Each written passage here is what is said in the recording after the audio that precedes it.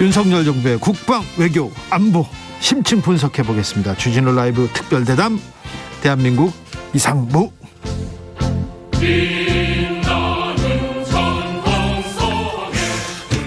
군가는 마음에 드시는지 모르겠습니다. 우리나라를 대표하는 국방안보 전문가 두 분 모셨습니다.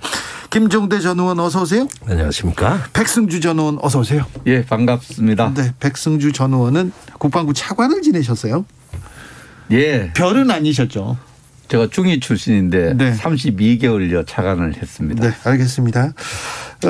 자, 집무실 이전 먼저 물어보겠는데, 집무실 이전 본격화됩니다. 국방부 내일부터 이사한다는데, 이사하는데 국방부 이사하는데 얼마나 걸릴까요?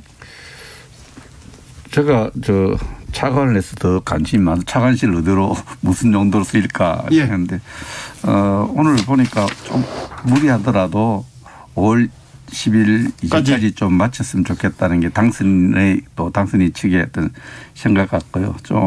국방부도 상당히 예산을 얻는 데는 좀 시간이 걸렸지만 미리 준비를 한 부분이 좀 있어서 네. 잘하면은 네. 5월 10일 전후로 해서 이사를 할 수 있지 않을까 이렇게 생각을 해봅니다. 국방부는요, 물론 사무실에 대포가 있고 그러지는 않겠지만 그래도 다른 부서에 비해서 이사 가는데 조금 안보 시스템 이런 게 좀 시간이 걸리거나 좀 절차가 필요하지 않을까요? 그런데 저는 그렇게 생각하지 않습니다.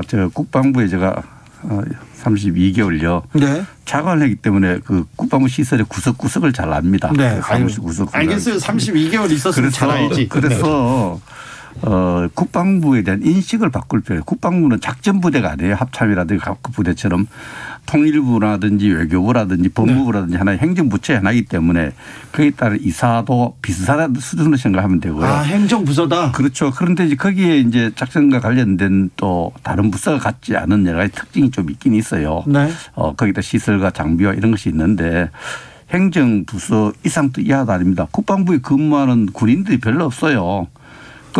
장군들은 정책국장 정도 네. 빼고 국장 한두 분 빼고는 전부 민간인입니다. 예비역들이고. 그런데 제가 미국에 갔을 때 국무부 들어갈 때하고 펜타곤 들어갈 때하고는 이 보안이 아예 다르던데요. 저도 두 군데 다 가봤는데 비슷하게 느꼈는데 의회라든지 보안이 좀 엄격하죠. 엄격하죠. 국방부는 행정부처 출입할 때 국방부 이제 서문 출입해서 들어가면은 그 서문 출입하고 체크하고 나면 국방부 들어갈 때는 본청 들어갈 때 체크하는 게 똑같습니다. 합참은 또 2중 3중 체크를 해요. 그렇죠. 그 합참하고 국방부 다릅니다. 국방부는 우리 국민들이 차제에 인식을 행정부처의 하나로 인식하는 것이 필요하다. 저는 그렇게 생각을 합니다. 김종대 의원님. 대체로 다 직접 겪고서 하시는 말씀이시니까 큰 이상은 없습니다. 그런데 제가 조금 혼란스러운 부분은 뭐냐면은 어제까지만 해도 인수위가 한 6월은 돼야 되겠다고 얘기를 했는데. 그렇죠. 그런데 이제 갑자기 또 그것이 뒤집어졌어요. 당선자께서 야전 천막이라도 치겠다. 예. 임시 집무실이라고 하겠다 하면서 이 5월 10일은 변경하지 말아라. 이러면서 지금 오늘 와서야 이제 5월 10일이 기정사실화가 되고 또 비서실은 당분간 통이동에 일부 잔류한다는 거거든요. 그러면은 제가 보는 건 이거예요. 이제 처음에는 예산이 없어서 5월 10일에 못 들어가겠다. 좀 지체된다 그랬다가 이제는 또 용산에서도 통이동 집무실에서도 하루도 더 안 있겠다. 취임식 즉시 이제 용산으로 가시겠다. 이러고 계시거든요. 근데 이게 원래 인수위 입장은 아니었단 말입니다. 당선자가 밀어붙인 거지. 그래서 이렇게 되면은 상당수가 동시에 입주를 못하고 청와대 역시도 잘해야 반 정도 들어가지 않겠어요? 그러니까 이런 점에서 조금 더 완벽한 시스템을 거쳐가지고 처음에 계획하신 대로 6월에 들어가시면은 더 굉장히 준비도 국방부에도 여유도 주고 훨씬 더 어떤 원활하게 됐을 텐데 이렇게 청와대에 하루도 안 들어가겠다. 취임식하면 통이동에 하루도 더 안 있겠다. 그러니까 청와대 하루도 안 들어가겠다는 프레임이 이제는 통이동에 하루도 더 안 있겠다는 프레임으로 바뀌었어요.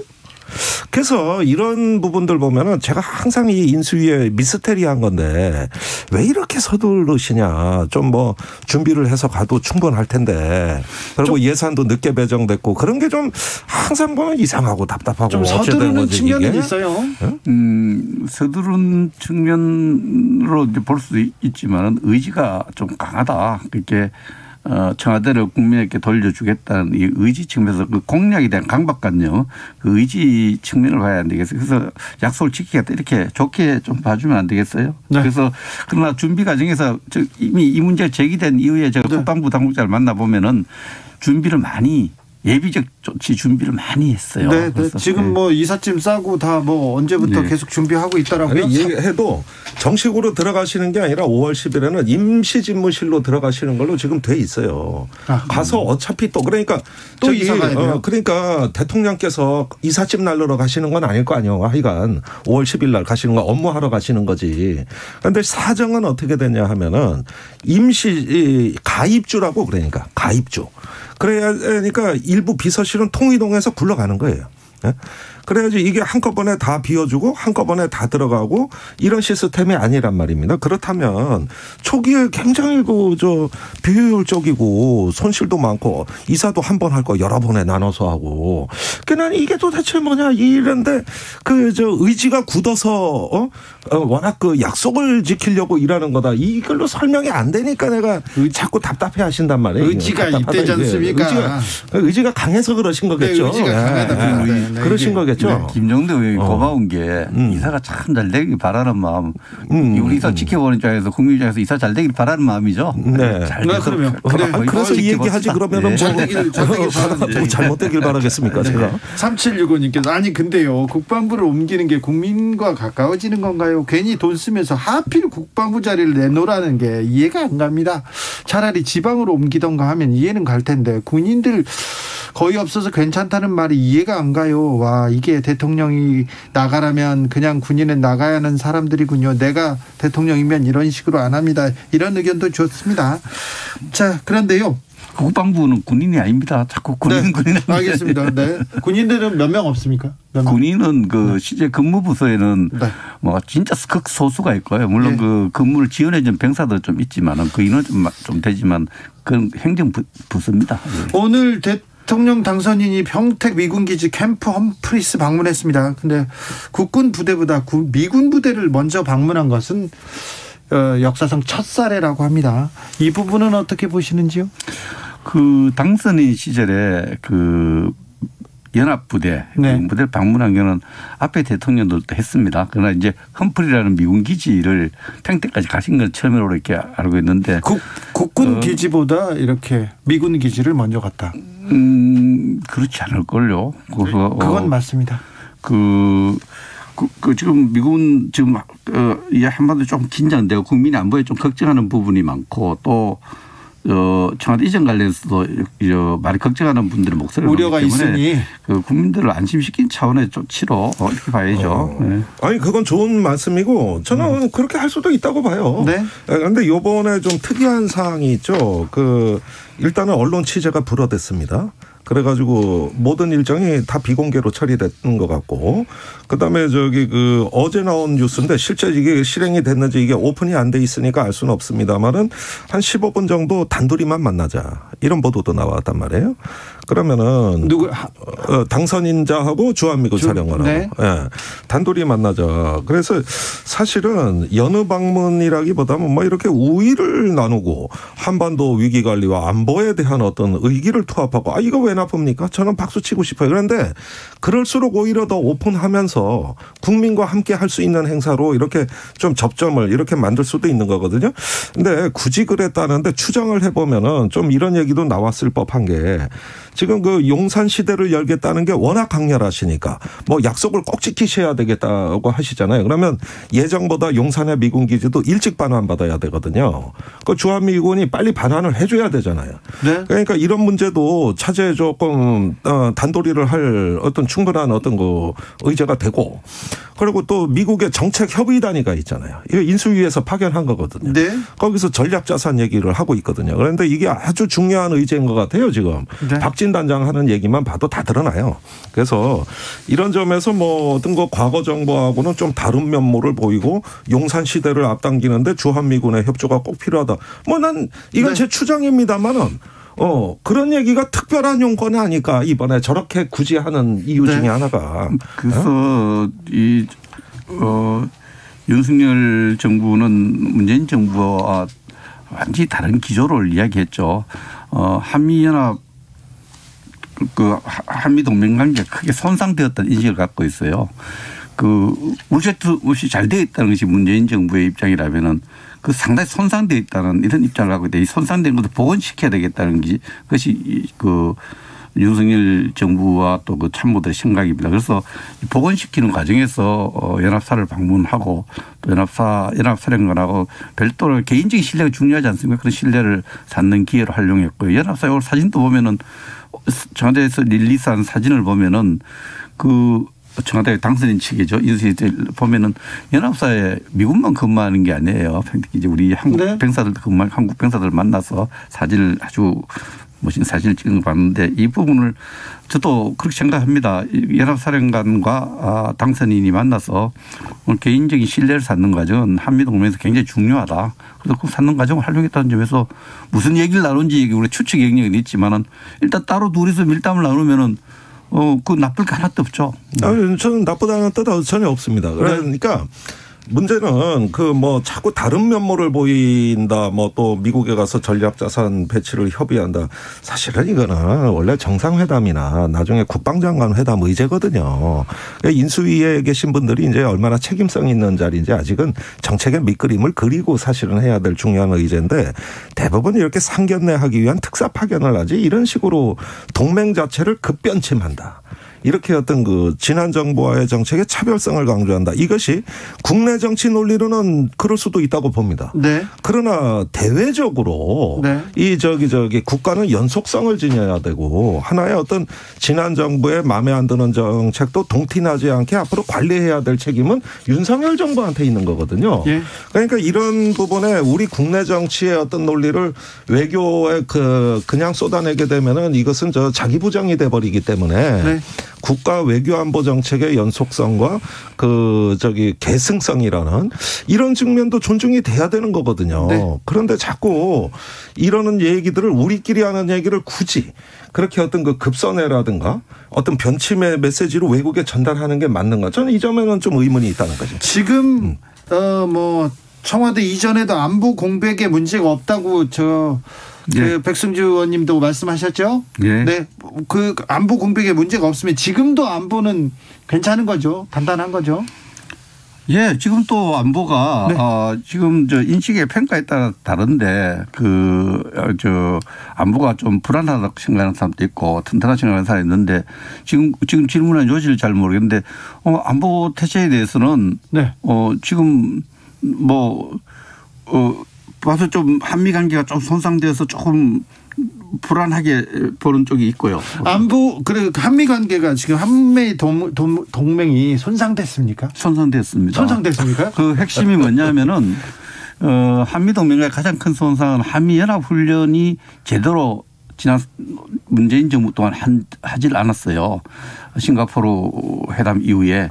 그래서 훈련을 안 하면 또 유사시에 제대로 작전할 수 없는 거예요. 이 부분은 연합사령관들이 많이 지적했고 우리 안보 전문가도 됐는데 연합훈련이 많이 축소돼서 제대로 하지 않습니다. 그래서 대규모 훈련을 못했기 때문에 거의 컴퓨터 시뮬레이션만 했어요.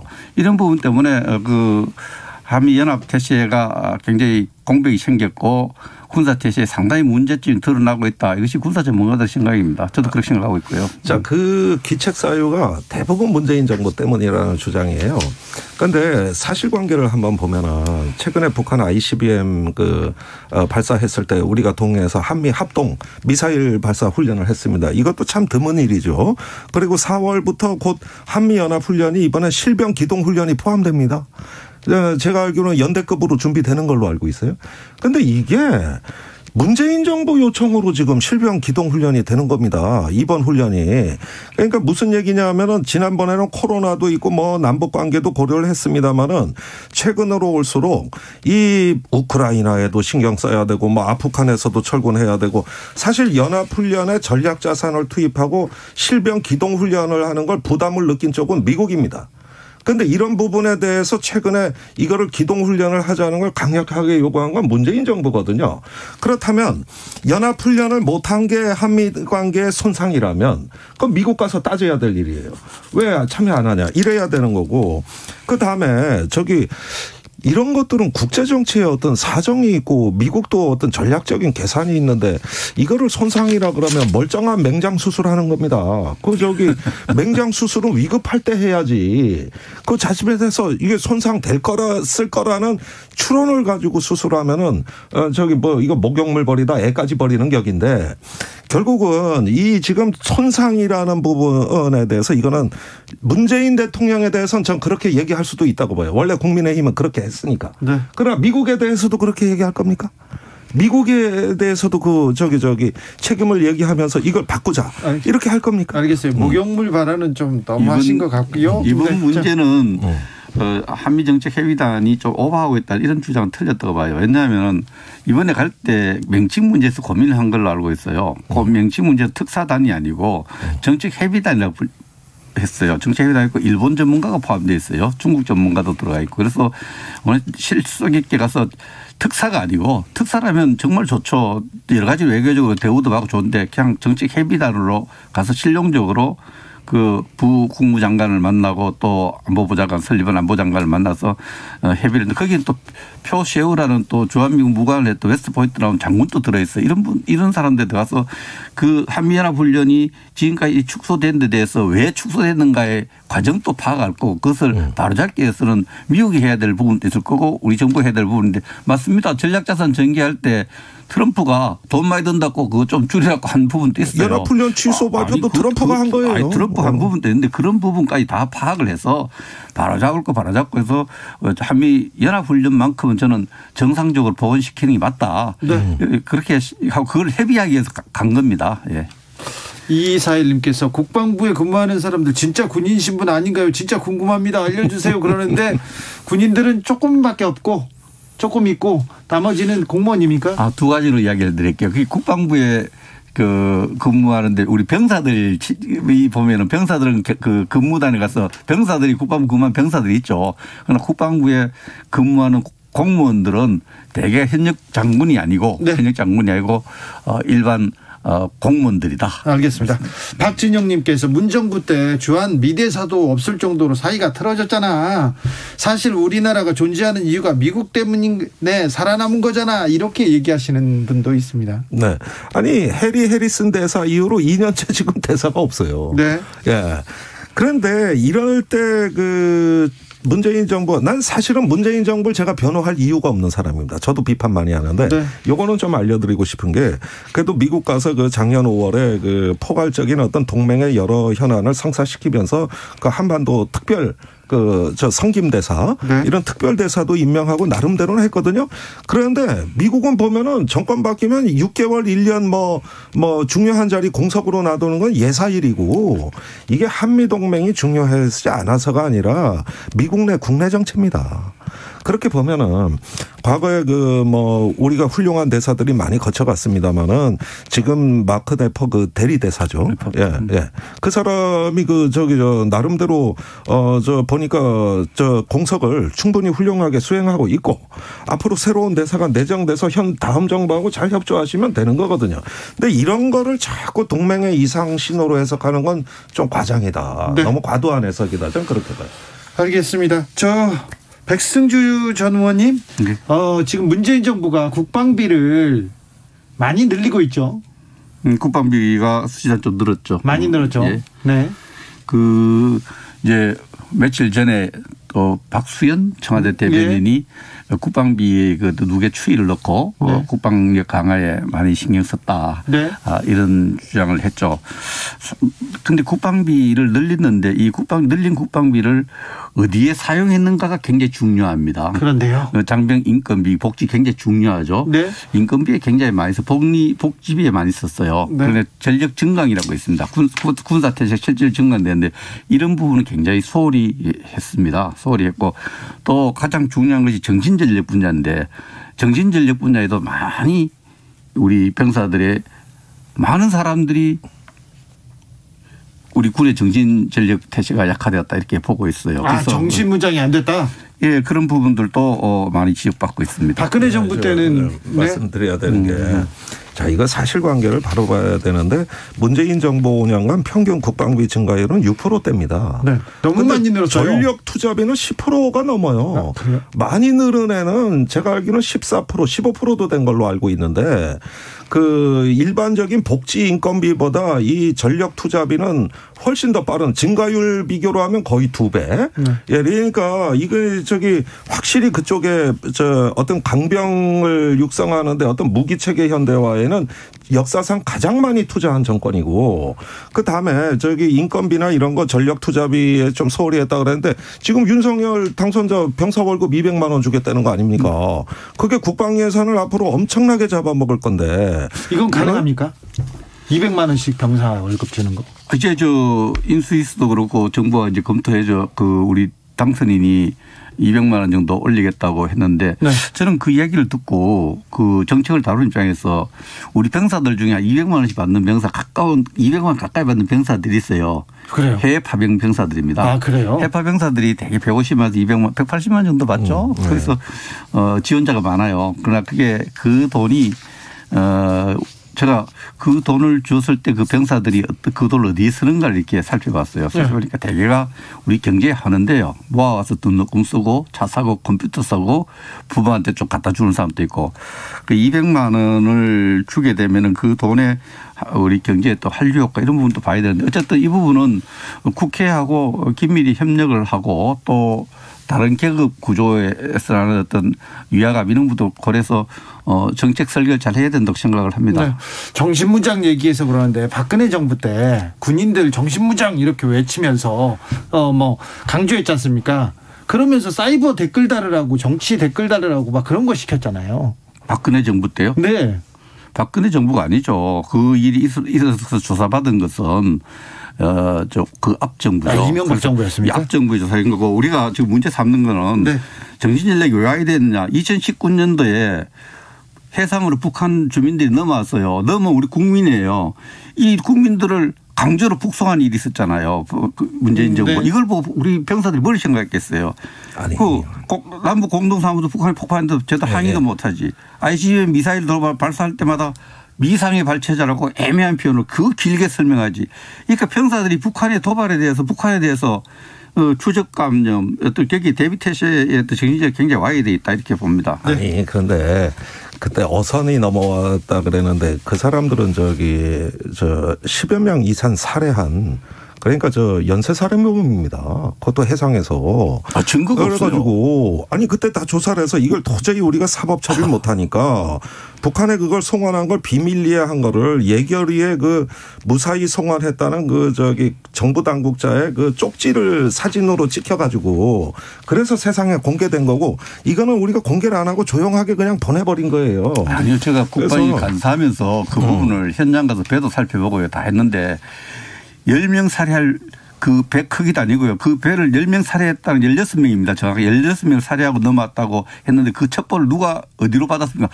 북한이 준 첩보를 우리 군 당국이 받아서 거기에 대해 조치를 했다는 건 있을 수 없는 일을 했는 그거 여기까지 가야 된다고. 예, 다음 질문이 지금 급해가지고요. 다음 질문. 남북 문제가 지금 그 부분도 다뤄야 되는데요. 4월 15일이 김일성 생일이죠. 전후해서 추가 도발이 있을 거라 핵실험이 있을 거라는 미국의 경고도 있었습니다. 경고도 있었는데 이 부분은 잘 대응하고 있는지 인수위나 윤석열 인수위에서는 지금 잘 지켜보고 있습니까? 그래서 2012년 2월 12일에 박근혜 대통령 인수위 시절에 북한이 핵 실험을 실험했죠. 네. 그래서 우리 핵 TF도 NC에서 만들어 제가 인수위 전문위원회 있었는데 TF도 만들고 그게 고생했던 기억이 나는데요. 북한이 사실 핵실험하는 걸 우리가 어떻게 방법이 없어요. 하지 마라 지금 경고장을 날리고 있잖아요. 하면 안 된다고 난리도 북한이 이제는 우리한테 보여줄 것을 정권 교체기에 미사일 ICBM 뭐 정찰 위성 뭐 하면서 또 열병권 한다 그러니까 보여줄 건 다 보여주는데 나머지 카드가 핵실험 카드죠. 네. 핵실험 카드를 만지작거리는데 이 핵실험 카드에 핵실험을 했을 경우에 한국과 미국 또 국제 공조 유엔 안보리가 어떻게 대응할 것인가에 대해서 시뮬레이션을 하고 준비를 좀 해야 되겠죠. 예, 일단은 새 정부가 굉장히 어려운 시기에서 출범하신다. 네. 예, 4.15 그 태양절 뭐 김일성 주석 생일이라는 것도 있지만 그 직후에 또 인민군 창건 기념일이 24일에 바로 이어지고 한미연합훈련이 28일 날 종료됩니다. 네. 그러니까 악재는 다 쌓여 있다고 보면 4월이 특별히. 그렇죠. 네. 그러니까 그 대통령 취임식까지도 그 분위기는 계속 간다고 봐야 되는 거거든요. 그래서 최악의 상황에 대비하시는 게 좋겠다.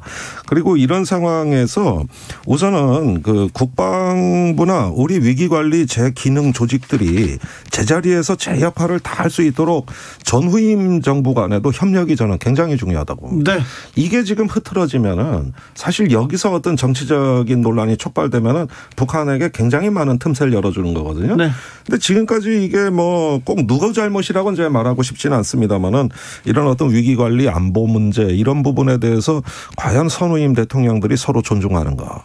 그다음에 이런 문제로 다투지 않고 어떤 그 서로 힘을 합칠 수가 있는가. 저는 미국의 대통령 전후임 그 취임식하고 인수인계할 때 핵가방이 전달되지 않습니까? 네. 그게 안보에 대한 책임의 전달이거든요.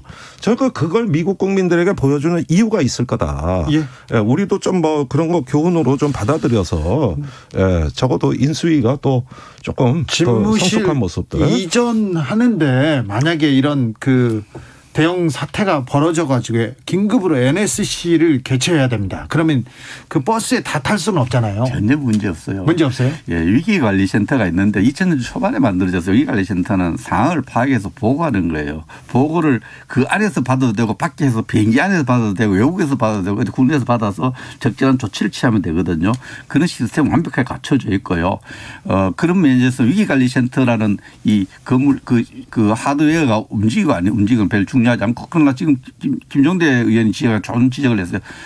문 대통령과 우리 당선인께서 이 안보뿐만 모든 국정 분야에 정말 있는 그대로 인수인계를 진짜 완벽하게 해야 됩니다. 완벽해서 그렇게 해야 된다고 생각하고 특히 안보 분야, 이 위기 대응 분야는 뭐 그날 영시를 기준으로 해서 그러니까 보고를 적절하게 보고받을 수 있고 거기에 조치할 수 있는 시스템이 완벽하게 연속돼야 되죠. 그럼 당연히 그렇게 할 겁니다. 네. 아니, 뭐, 그렇게 많이 준비하신다니까 저도 뭐 일단 믿어보겠습니다만은, 이 위기관리라든가 국군 통수의 이양 절차라든가 이걸 어떻게 국민들에게 보여주는 거는 이번에 대단히 중요한 메시지라는 거. 그런데 지금까지 뭐 점령군이냐 아니냐 협조하는 거 아니냐 발목 잡는 거 아니냐 심지어는 대선 불복하는 거 아니냐 이런 것들로 한 시간의 반을 낭비했다고 저는 생각해요. 그 정치인과 주변 사람들이 정치 공세 때문이지 실질적으로 그렇게 됐어야 되겠습니다. 아니, 만나지도 않았잖아요. 전문군이라 뭐라 하는 게 만났잖아요. 네, 그리고 국가안전보장회의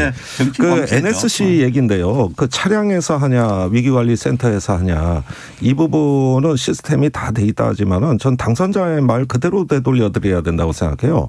장소가 의식을 지배합니다.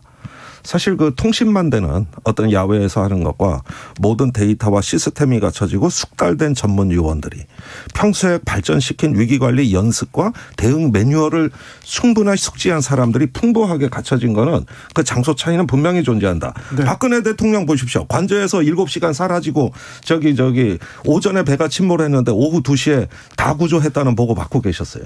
이러는 부분들이 과연 있는 시스템도 제대로 작동해서 제자리에서 그 역할을 하는 모습은 국민들한테 굉장히 중요한 메시지거든요. 네. 그러면서 버스면 어떠냐 이 부분은 좀 부족하다. 김종대 그거는 조금 더. 내가 존경하는 안보 전문가인데 정치 4년 하시더니 하면 박근혜 대통령 뭐 이런 이야기가 정치 공세하는데 그거 하지 말고 안보분장을 이렇게 아이가 아니 그게 재난은 안보 아닙니까? 여기서 그건 안보 아니에요? 사람이 죽고 시민은 보호해야죠. 김종대, 백승주 두 분 감사합니다. 감사합니다. 4월 북한이 위험천만한 도발 없기를 바라봅니다.